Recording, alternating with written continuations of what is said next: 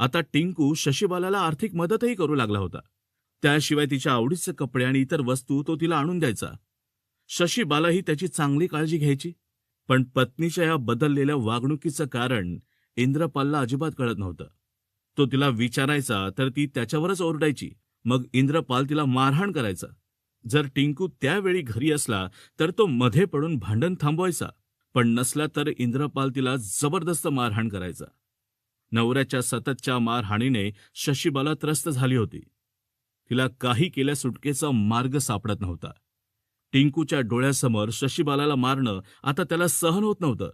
शशीबाला कायम त्याच्यासोबत पत्नीप्रमाणे राहू इच्छित होती, पण इंद्रपाल असताना ते काही शक्य नव्हतं. त्याबाबत तिने टिंकू सोबत चर्चा केली. टिंकूने तिला आश्वासन दिलं, वेळ येऊ दे, सगळं नीट होईल.